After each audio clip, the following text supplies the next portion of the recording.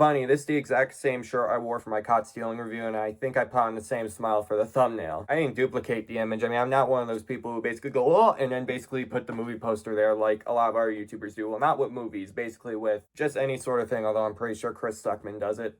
We don't need to get into that. So, welcome to Real Authority. Today I'm talking about Wake Up Dead Man, Knives Out Mystery, the movie that I decided to wait for in favor of LMK, if you don't know that. Also, I'm going at this thing again because, I don't know, I just really don't want to go through a process of hooking it all up right now. So Benoit Blanc, played by Daniel Craig, is on another murder case. This time in a small town in the attendees of its church, or at least the ones that are most loyal to that priest, played by Josh Brolin. I love the Knives Out movies. Like, even the first one, when I thought it was just good, upon rewatch, it got significantly better, to the point where it's better than Glass Onion.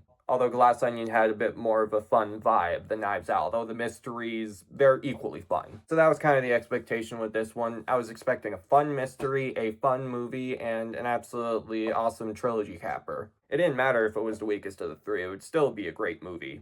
And you know what, I was right. Get starting off with Rian Johnson, like, he went from one of the most polarizing directors solely because of The Last Jedi, which I haven't seen in a long time, but I remember liking it, to an absolute master of these murder mysteries. Like, it's not just Knives Out. I heard nothing but great things about Poker Face, although I haven't seen it. So the expectation was Rian Johnson would kill it, and the writing and directing, he absolutely does. However, it's much more thought-provoking than I thought it would be. Like, as much as the other mysteries in the Knives Out movies were excellent, this one's more thought-provoking than I thought it would be. Like, with the church setting, it really adds a more gothic vibe, even though it's not, like, sci-fi. But it oddly works, to a point where the fun's not sacrificed in favor of just this dreary, darker tone. I appreciate it. It doesn't sacrifice the fun you're supposed to be having. It's a swing and definitely not a miss. Also, with the acting, Daniel Craig was, of course, going to be great. Like, even though he got paid, like, more than $50 million for these past two Knives Out movies, he doesn't phone it in, and here he's, like, there are moments where it's like, he's acting on 100%. Granted, Daniel Craig never has a moment that's phoned in, so yeah, it's just glorious to see. But what I do appreciate the most about the Knives Out franchise, specifically the first one and this one, is how Benoit Blanc is kind of a supporting character, not really the main character. So instead, it allows more potentially complex characters to lead the journey. This time it's Josh O'Connor's Judd, and I do feel he was absolutely stellar in this. Like, maybe at the start of the movie, I was like, is this going to work, or is his character going to work? I mean, generally, the movie needs time to set in, and it does take a bit longer than the other movies to actually get into the murder mystery, so it's kind of just developing the characters. Though I will say, I feel like Josh O'Connor is the one that's most developed. I guess that's my only mixed complaint, I guess, is that the ensemble doesn't have equal time to shine. I mean, even the supporting characters of the other movies, they had some too of them were memorable. Remember Whiskey? The supporting characters are usually memorable. They're all good here, but I do feel the focus is more on the lead character, and I do feel that was a strong decision. Like, he's basically at the center of this murder mystery, and you do root for him. We're also left guessing on who is actually the killer. Like, is he the killer? Is one of the other people the killer? Again, Rian Johnson knows how to do that effectively. It leaves you guessing on the edge of your seat, and I think with the extended runtime, because the other movies ran 2 hours, 2 hours and 10 minutes, this one's 2 hours and 30, and while it could have felt boring, it wasn't. The mystery was alive and well, and even the slower moments. Also leads me to the editing. Like, it does go back and forth sometimes because you need to unravel the mystery, and plus when Benoit Blanc's being like, I connected the pieces, it basically flashes back to the actual moments. Like, it's a Knives Out staple at this point. So the editing from Bog Ducksay, absolutely solid. The movie doesn't give you direct answers, so it basically encourages you to stick along for the ride, and the movies are just so good that it does that. Wake Up Dead Man continues that tradition. Awesome score from Nathan Johnson, and awesome cinematography from Steve Yeldon. I don't know what else to say. Like, I don't want to spoil it. I know I'm like 8 minutes, and I'm probably going to be editing it down to like 3 to 5. But the point is, Wake Up Dead Man is absolutely a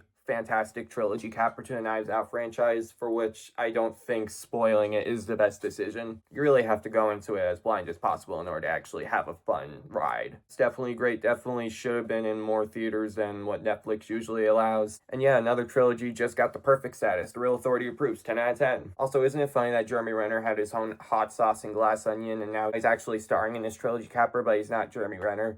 Quite funny, ain't it? Make sure you leave a like, subscribe to the channel, to our post notifications, and comment your thoughts on the movie, and let me know what your favorite Knives Out movie is. Alright, peace.